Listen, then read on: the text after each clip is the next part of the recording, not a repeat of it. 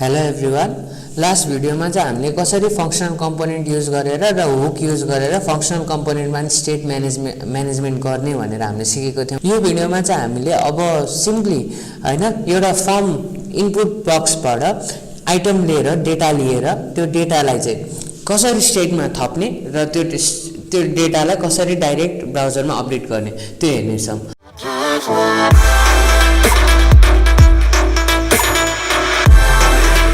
अब सुरुमा चाहिँ हामी फंक्शनल कम्पोनेन्टमा हुक युज गरेर त्यो डेटा अपडेट गर्ने छौं भने त्यसपछि हामी क्लास कम्पोनेन्टमा पनि कसरी त्यो काम गर्ने हेर्ने छौं। ल सुरु गरौँ हाम्रो एउटा भिडियो।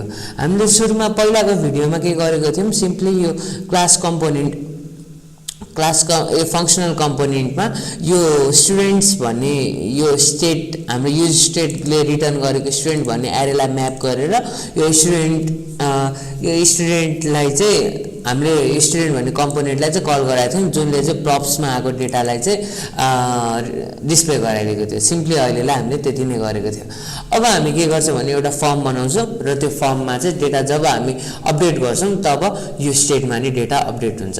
अब सिम्पली के गरौँ भने सुरुमा चाहिँ एउटा के गर्दा राम्रो हुन्छ भने एउटा इनपुट बक्स बनाम है। इनपुट बक्स भन्दा नि इनपुट सुरुमा एउटा इनपुट बक्स बनाम अनि इनपुट बक्स बनाएपछि एउटा फर्म पनि बनाऊ।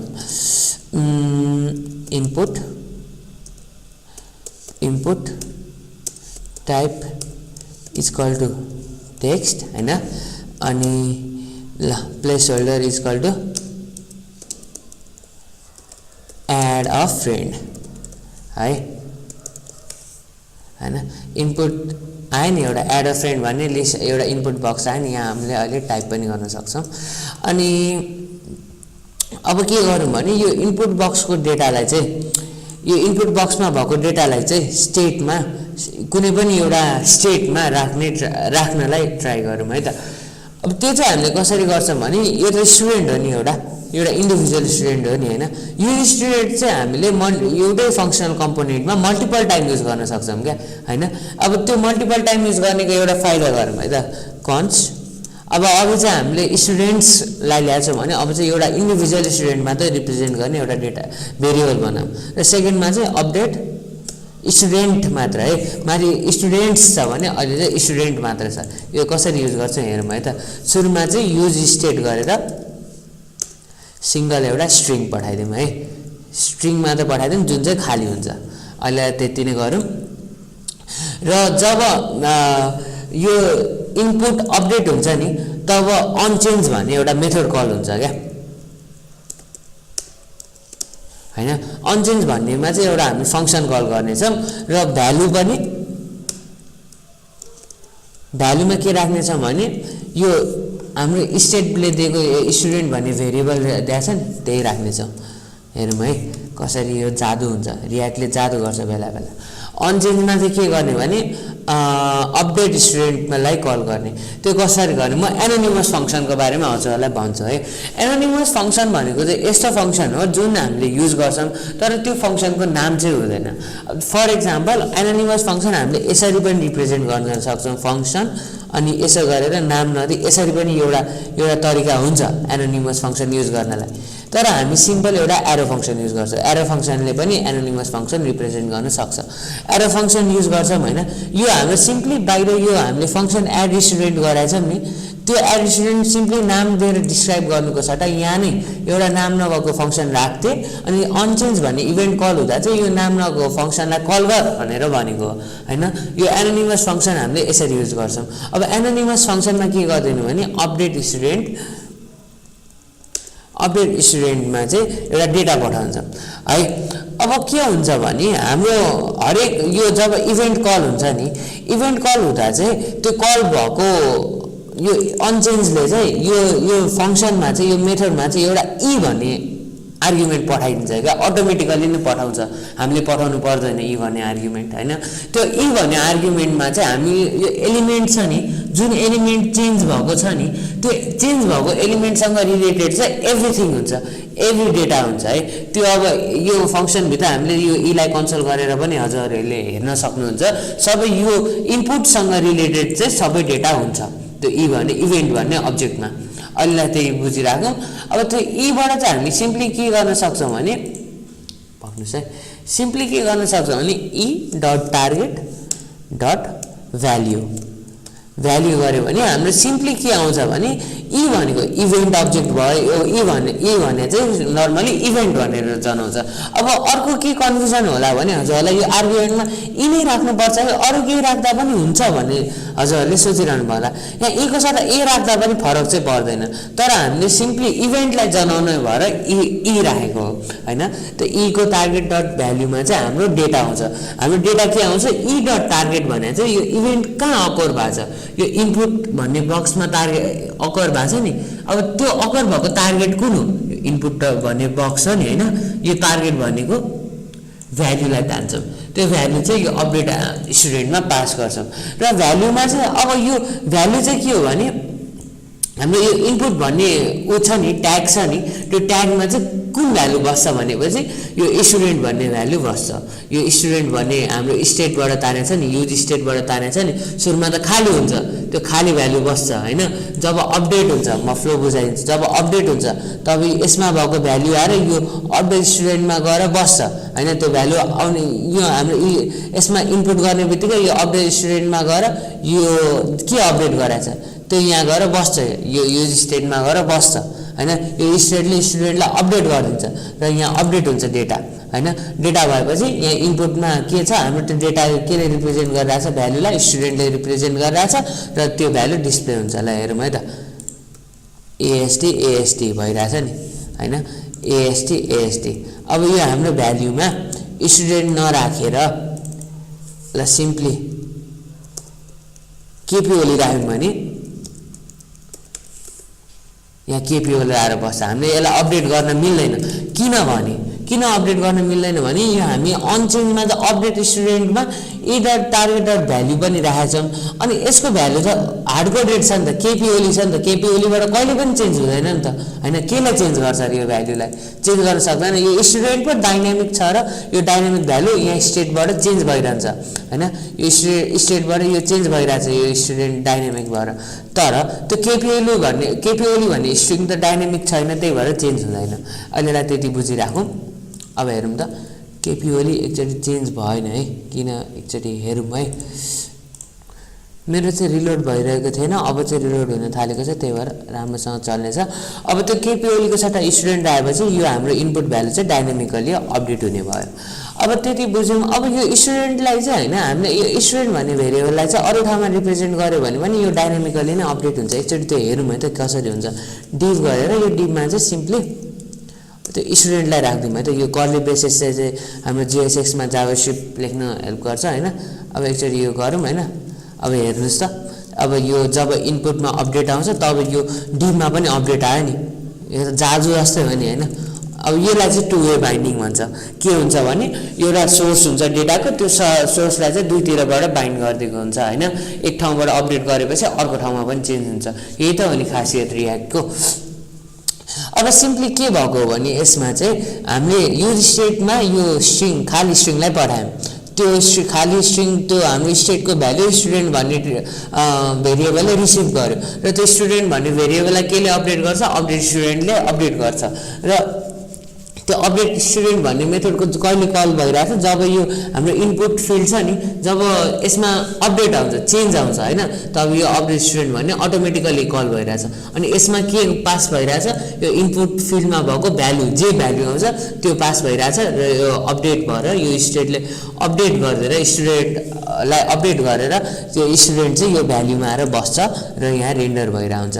त्यही भएर अनि त्यो स्टुडेन्ट चाहिँ यहाँ अपडेट भएपछि यहाँ पनि अपडेट हुन्छ। त्यही भएर त्यहाँ माथि हामीले जे अपडेट गरिरहेको छौँ त्यही नै अपडेट भइरहेछ। यति भयो। अब हामीले डेटा पनि लियौँ होइन। अब त्यो डेटालाई बटन अनक्लिक गर्दा कसरी एड गर्ने, त्यो त हामीलाई सिम्पलै त छ नि होइन। यो एड स्टुडेन्ट भन्ने फङ्सन छँदैछ। अब सिम्पली के गरिदिने, एड स्टुडेन्ट भन्ने फङ्सनमा अपडेट गरिदिने, के अपडेट गरिदिने, स्टुडेन्टलाई अपडेट गरिदिने। सिम्पल। यो स्टुडेन्ट हामीसँग डेटा छँदैछ, त्यो स्टुडेन्टलाई अपडेट गरिदिने। अब हेरौँ है त। अब राम राखौँ है यसमा, राम गरेर click me to add student, Ram add भयो नि। अब त हामीले आफै डेटा क्रिएट गरेर अपडेट पनि गर्न सकिरहेछौँ नि। श्याम गरौँ, श्याम एड भयो नि है। अब हरि एड पनि गरौँ, सबैलाई एड गरौँ न हैन। हरि हेर्नुस् त कस्तो मजाले काम गरिरहेछ। अब यति काम भयो हैन। अब यो त भयो। अब यसलाई चाहिँ हामीले कसरी फर्म एलिमेन्टमा राखेर युज गर्छौं त्यो हेरौँ है त। अब त्यसको लागि सिम्पली फर्म भन्ने ट्याग हुन्छ, फर्म भन्ने ट्याग हुन्छ हैन। फर्ममा एउटा इनपुट भइहाल्यो हैन। फर्ममा त एउटा बटन पनि चाहियो नि जुनले सबमिट गर्छ हैन। अब बटन पनि चाहियो, त्यो बटनमा अन क्लिक चाहिँ हटाइदिउँ हैन। टाइप चाहिँ इक्वल टु सबमिट राख्दिउँ, किनभने यो सबमिट हैन सबमिट नै राख्यौँ। अब के गर्छ यो बटनले सबमिट गरिदिन्छ हैन फर्ममा। अब त्यो फर्ममा एउटा एक्सन चाहिन्छ र मेथड चाहिन्छ। अहिले त हामीले मेथड चाहिँ मतलब हुँदैन हैन र एक्सन पनि मतलब हुँदैन। एउटा अनसबमिट भन्ने एउटा मेथड हुन्छ क्या फर्ममा। अनसबमिट भन्ने मेथड हुन्छ। अनसबमिटमा के गरिदिने एड स्टुडेन्टलाई कल गरिदिने। हेर्नुस् है त एड स्टुडेन्टलाई कल गरिदिने।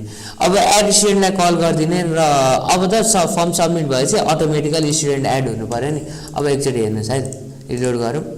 ल श्यामलाई एड गरौँ है, श्यामलाई एड गरिदिउँ। ला अटोमेटिकली रिलोड भइरहेछ। के भएको होला यो चाहिँ एउटा जाभास्क्रिप्टको एउटा फङ्सनालिटी भनौँ कि अब अहिलेको जमानामा प्रब्लम भनौँ कि यो जाभास्क्रिप्टको एउटा कुरा हो भनौँ न हैन। के हुन्छ भने हाम्रो फर्म सबमिट गर्दा त नर्मली हामी फर्ममा मेथड दिन्छौँ, एचटीटीपी मेथड दिन्छौँ र एक्सनमा चाहिँ के गर्छौँ कुन कुन पेजमा सबमिट हुन्छ, कुन ठाउँमा गएर फर्म सबमिट हुन्छ त्यो डिफाइन गर्छौँ। र के गर्छ यो फर्मले सबमिट भएपछि त्यो ठाउँमा जान खोज्छ नि। त्यो ठाउँमा जान खोज्दा त हामीले यो अटोमेटिकली रिलोड भइरहेछ नि हैन। त्यो भनेको यो फर्मको बिहेभियर हो। फर्मले सधैँ कहाँ जाने, यो फर्मको डेटा लिएर कहाँ जाने भनेर खोज्छ र त्यो खोजेपछि फर्मले कहीँ पनि नभेटेपछि यही पेजलाई रिलोड गरिदिन्छ। अब त्यसलाई त हामीले प्रिभेन्ट गर्नु पर्यो नि हैन। त्यो बिहेभियरलाई, त्यो बिहेभियरलाई प्रिभेन्ट गर्न पनि हामीसँग तरिका छ। यो अनसबमिट भन्ने मेथड जब कल हुन्छ नि, त्यो मेथड कल हुँदा चाहिँ एड स्टुडेन्ट भन्ने अनसबमिट भन्ने इभेन्ट मेथड भन्ने छ, इभेन्ट सरी इभेन्ट अकर हुन्छ नि, तब यो एड स्टुडेन्ट भन्ने मेथड कल हुन्छ र एड स्टुडेन्टमा एउटा आर्गुमेन्ट आउँछ। यो हाम्रो यो इनपुटको अनचेन्जमा आएको जस्तो यसमा इभेन्ट आर्गुमेन्ट आउँछ र त्यो इभेन्ट आर्गुमेन्टमा चाहिँ ई डट एउटा प्रिभेन्ट डिफल्ट भन्ने मेथड छ क्या। प्रिभेन्ट डिफल्टले चाहिँ के गर्छ भने फर्म सबमिट गर्दा जब हाम्रो डिफल्ट फर्मको डिफल्ट बिहेभियर जे अकर हुन्छ नि त्यो अकर हुने बिहेभियरलाई चाहिँ फर्म प्रिभेन्ट गरिदिन्छ भनेपछि फर्मलाई रिलोड हुन दिँदैन। अब एकचोटि हेरौँ है त प्रिभेन्ट डिफल्ट गरेपछि। अब ल माने भयो नि एड हैन। साने पनि एड भयो नि। काले पनि एड भयो नि। यो भएर चाहिँ हामीले इन्टर थिचेर पनि यसलाई फर्म त इन्टर थिच्दा पनि सबमिट हुन्छ नि, इन्टर थिचेर पनि यसलाई अपडेट गर्न सक्छौँ हैन। रेस्टर एड भयो नि। अब अर्को सिम्पली लास्टमा एउटा के गरिदिउँ भने अपडेट गरेपछि के गरिदिउँ भने स्टुडेन्टमा चाहिँ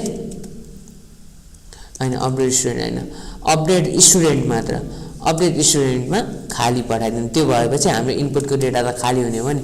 अब एकचोटि ट्राई गरौँ है त। ल पुरु हैन, मेसी, रोनाल्डो, हेर्नुस् त कति राम्ररी यो अपडेट भइरहेको छ। यसरी चाहिँ हामीले काम गर्न सक्छौँ। फङ्सनल कम्पोनेन्टमा स्टेट म्यानेजमेन्ट हामीले यसरी गर्न सक्छौँ। अब क्लास कम्पोनेन्टमा कसरी गर्ने पनि हेर्नेछौँ है त हामी। अब मैले क्लास कम्पोनेन्टमा पनि त्यो सिमिलर हामीले अघि फङ्सनल कम्पोनेन्टमा जे गर्यौँ त्यो फिचर पनि रेडी पारेर राखेको छौँ है। अब त्यो फिचर चाहिँ हामीले कसरी क्लास कम्पोनेन्टमा इम्प्लिमेन्ट गऱ्यौँ त्यो हेरौँ है त। अब पहिलाको जस्तो स्टुडेन्ट्समा चाहिँ हामीले एउटा क्लास कम्पोनेन्टको स्टेटमा यो एरे डिफाइन गरेको छौँ हैन, नामहरूको एरे डिफाइन गराएको छौँ र यो स्टुडेन्ट भनेको चाहिँ खाली स्ट्रिङ डिफाइन गराएको छौँ है।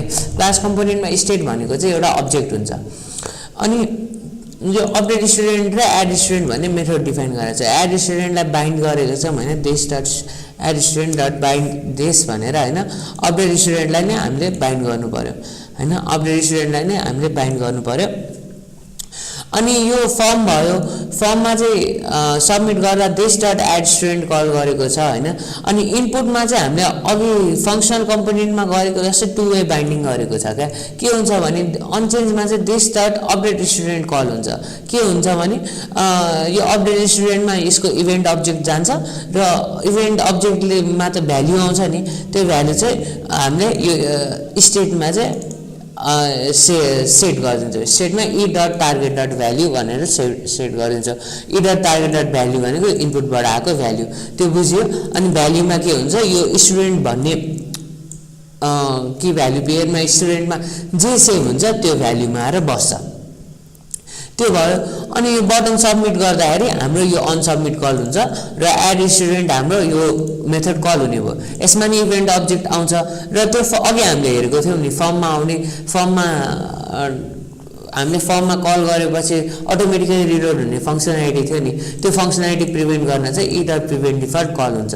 र त्यो हामीले स्टेट के सेट गरिदिनु, दिस डट सेट गरेर स्टुडेन्ट्समा पहिला जे डेटा छ त्यो राखिदियो, पोखिदियो। मैले अस्तिदेखि भनिरहेको छु पोखिदियो भनेर। अनि त्यसमा चाहिँ this dot set dot student हामीलाई एड गरिदिउँ। एकचोटि यसलाई इम्प्लिमेन्ट गरौँ है त। मैले यो इन्डेक्स डट जेएसमा यो एप 2 बाट एपमा चेन्ज गरिसकेँ, एप कम्पोनेन्टमा आइसक्यो। अब एकचोटि एड गरौँ है त। रामलाई एड गरौँ, राम एड भयो, श्याम एड भयो, श्याम भयो। अब म हजुरलाई एउटा टास्क के दिन्छु भने अब अहिले फङ्सनल कम्पोनेन्टमा त यो काम भइसक्यो, क्लास कम्पोनेन्टमा चाहिँ यो एड गर्दाखेरि यो क्लियर भइरहेको छैन नि, यो इनपुटको डेटा त्यो क्लियर गर्नुपर्ने हजुरहरूको टास्क है त। अनि एउटा इन्फर्म के गर्न चाहन्छु भने हजुरलाई यो कोड एक्सेस चाहिन्छ भने चाहिँ मेरो गिटहबमा यो कोड भएको रिपो म सेयर गरिदिन्छु। त्यो रिपो हजुरले क्लोन गरेर मेरो अब हजुरको कोडमा बग आयो भने यो हेर्दै काम गर्न पनि सक्नुहुनेछ। यति भन्दै म आजको ट्युटोरियल यही सकाउन चाहन्छु। Thank you everyone.